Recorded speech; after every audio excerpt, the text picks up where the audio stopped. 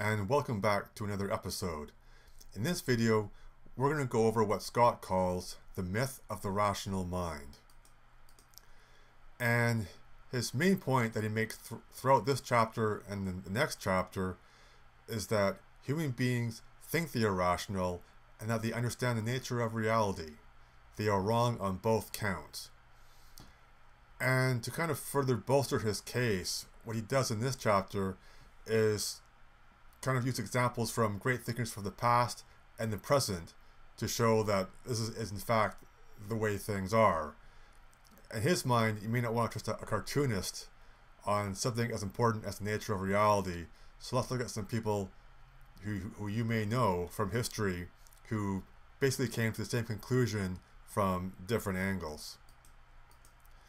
The first of these was Plato, with his famous allegory of the cave. Now, in the cave, Plato has you imagine that there are a number of prisoners in a cave who can only look at a wall, and the only thing they can see is the shadowy reflections that are projected from a fire behind them. So they never actually see a cow, they see the outline of a cow, for example. And to Plato, this is the way we all are.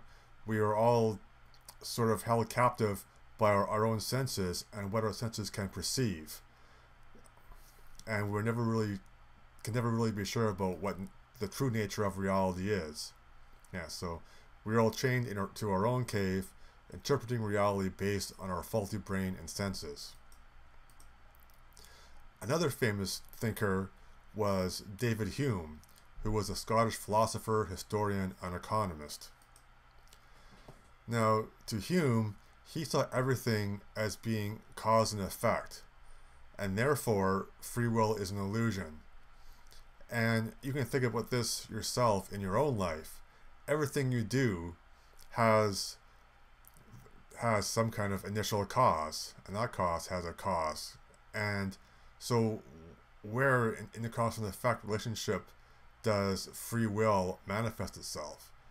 And his conclusion was that, in fact, it doesn't. So, to Hume, and to Scott Adams, perhaps, humans are little more than delusional meat robots. To us, free will is actually an illusion. Another big thinker was Immanuel Kant. And to Kant, you can never truly know what reality is, as once again, much like Plato, we must rely on our senses to perceive it. And our senses are faulty, or can never really perceive whatever reality actually is. And one great example of this, in my mind, is people who have color blindness and then get achromic glasses to actually see color for the first time. Now, the color blindness that these people have, as I understand it, is that their eyes basically put too much stress on red as opposed to green, and this kind of wipes out their color palette, so they see colors but only very dimly to a certain extent. The achromic glasses, when you put them on, corrects this, and then for the first time they can see color, vivid color, for the first time. So I'm just going to play this video of this and you can kind of see what I mean. Go. Take your hand down, close your eyes. Keep them closed. Okay, they are. Open your eyes.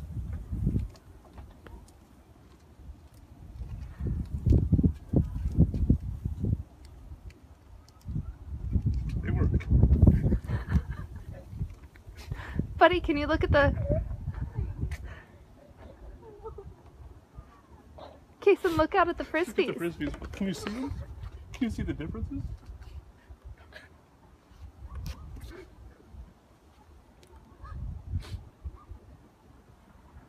Can you really see?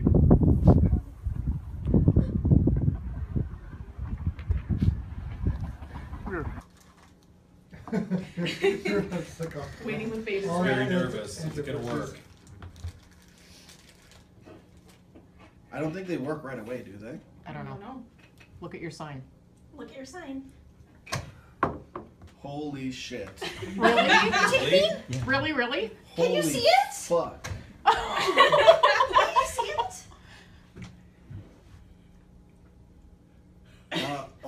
god, now I know why people cry. Holy fucking shit.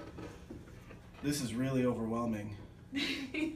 There are all kinds of colors everywhere. Yay! Oh my god. So really cool. It's really overwhelming. It must really wait. is. It must wait though. Yeah. Look at the Oh my god. balloons. Can you tell the balloons? Yeah. Yeah. Oh man. This is really overwhelming. Now this is why I wanted to go to the conservatory tonight to see all the flowers. Holy shit. You guys have such a better world than I do.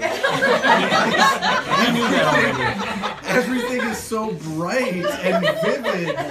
It's like everything is just like bouncing. The color is just like, I'm a color. I think that last gentleman summed it up really well when he said, you know, your world is so much better than mine. And we're seeing the same world, but the senses are just different. And in this case, the chroma glasses fix that. But of course, are we actually seeing reality ourselves? The bottom line is to all of these great thinkers in the past is that reality is subjective and it's based on what you perceive and how you interpret it. Now we come to some modern thinkers who come from different backgrounds but kind of came to the same conclusions that Scott has come to. One is Dan Ariely, who wrote a book called Predictably Irrational. Now he was a professor of psychology and behavioral science and behavioral economics at Duke University. And the conclusion he came to is that people think they use facts and reason, while in reality are easily swayed by bias. Another modern thinker is Robert Cialdini, who wrote the book called Influence, which was hugely influential, and just more recently, Persuasion. And Robert is really the godfather of all of this stuff to a certain extent. He was a professor emeritus of psychology and marketing at Arizona State University. But often you will hear Scott talk about Godzilla being sort of one of the best persuaders on the planet, or one of the people who understand it the best. And I'm pretty sure he's always referring to Robert Cialdini when he mentions this. Another thinker, more modern thinker, is Burton McCall, who wrote a book called A Random Walk Down Wall Street. He was a Princeton economist, and what he found was, when sort of analyzing how people made investment decisions, that even when investing money, pros and amateurs are irrational. And the reason why this was so important is that people think when it comes to money, money's important, people want to make more money, people are going to behave rationally.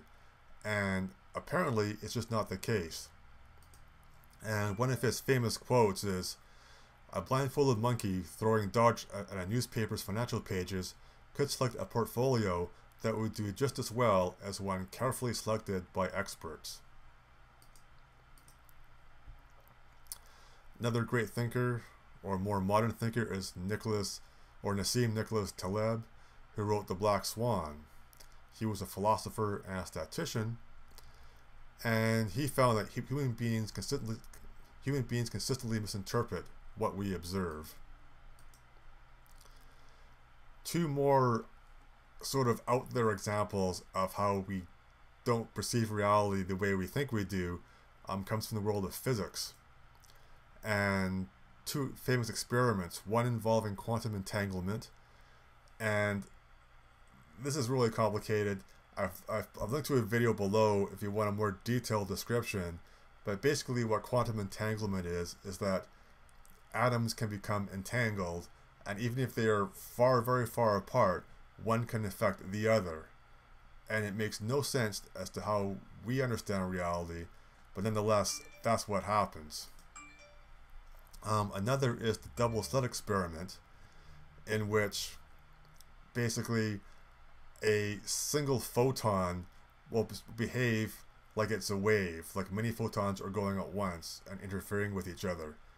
Again, it shouldn't happen that way based on our notion of reality and how it works, and yet it does. So once again, we are not perceiving reality. We never do. We pretend we do, but we don't. And the final mind-blowing thought is from philosopher Nick Bostrom, and he posits that we may very well be in a simulation, not unlike the movie Tron or The Matrix. And his idea is that right now, if you haven't already done it, we're very close to creating what is essentially artificial life inside a computer. Now, if you are that artificial life, do you know that you're artificial? Do you know who actually created you? And then, is it possible that that artificial life might create artificial life on its own? And then so on and so on. So if you look at it from a mathematical point of view, there's actually much greater odds that we are in fact in a simulation, much like Tron. Which is kind of cool because I like Tron the movie. And The Matrix, at least the first one. Yeah, massive. Finally, we're going to look at the McGurk Effect.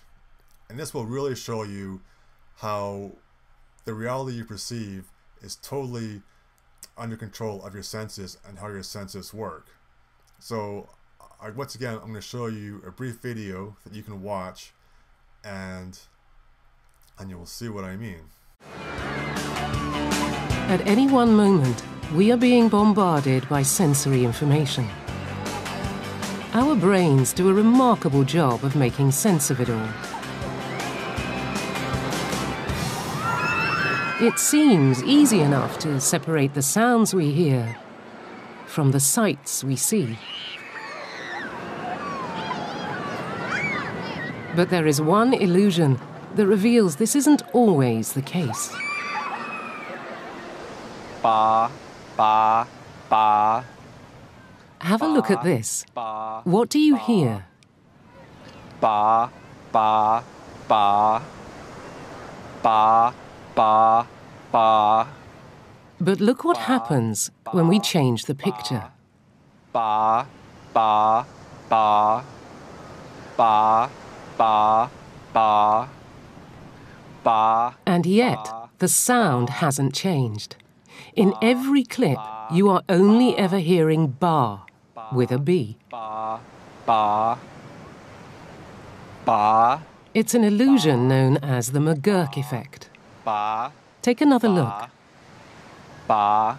Concentrate first on the right of the screen. Ba. Now to the left of the screen. Ba. The illusion occurs because what you are seeing clashes with what you are hearing.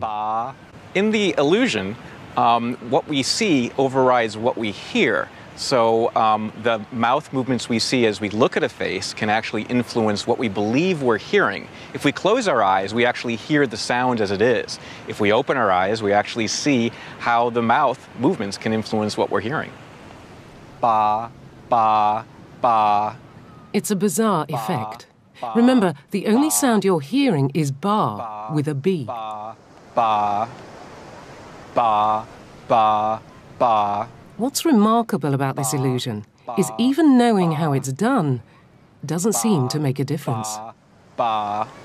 The effect works no matter how much you know about the effect. I've been studying the McGurk effect for 25 years now, and I've been the face in the stimuli. I've seen stimuli thousands of times, but the effect still works on me. I can't help it. The speech brain just takes in that information and doesn't care about what outside knowledge you bring to bear. Ba, ba, ba, ba. The McGurk effect shows us that what we hear may not always be the truth. Ba. But it also helps us to understand what happens when our senses conflict. Ba, ba, ba. When the brain has the conflicting information, it tries to make sense of that conflict. And depending on what type of modality is providing more, salient information, that information might override or at least combine with the other information. So we can't always trust what we hear, because sometimes our sense of vision takes over, enabling us to maintain a coherent view of the world. So, to sum up once again, with the McGurk effect, the brain attempts to make sense out of contradictory visual and audio information. So basically, your eyes are seeing one thing, and your ears are hearing something else. And they're they are totally contradicting each other. And in the modern world, we value our sight much more than our hearing, and that's why our brain interprets it the way it does, even though it's in fact wrong. One question I had, and if you know the answer to this, please leave a comment below, is would this work on the Inuit, or are people that are not living so much in the modern world with all of our screens? I just remember reading once where basically we value our sight much more because in the modern world with computer screens and TVs and everything, that makes more sense. But the Inuit, the Inuit that I was reading about, they don't live like that. Their senses are much more equal as to how their brain interprets information. So for example, if you were to go out in a canoe in the Arctic and you experience whiteout conditions, which means suddenly you can only see white, and apparently when this happens, this is actually terrifying, and particularly for us because 80% of our senses are dominated by our sight. But the Inuit don't work that way. All of their senses are basically equal, so when they experience whiteout conditions, they don't have to freak out because they can rely on their hearing and just what they feel, what they smell. Basically, in a whiteout condition, we lose 80% of our senses, but they only lose 20%. And they're actually still able to navigate, for example. So I'm really kind of curious whether the McGurk effect would work on people like the Inuit. So the bottom line to these two chapters is that our brains have not evolved to deal with the modern world. Obviously, evolution is very, very slow, but what we're dealing with as far as information intake has happened very, very quickly. And we like to think we're being rational about things, but in fact, we're actually using strategies that made sense 100,000 years ago, but may not make so much sense now. We use facts and reason for trivial things, like filling up our car with gas, but for major decisions, we actually make those decisions first and then rationalize our choice after the fact. And going forward, this is what Scott's going to be going into in more detail in relation to Donald Trump and just persuasion and in general. And so that's about it for this presentation. Like I say, I've got those two videos on quantum entanglement and the double slit theory or double slit experiment linked below. I also have links to all the books that I mentioned if you're interested. If you just do decide to buy them, it will help support the channel, so I would appreciate that. And if you have any comments, particularly on my Inuit idea, if you actually have any insight on that, I'd be very interested to know. So that's it for now, and until next time.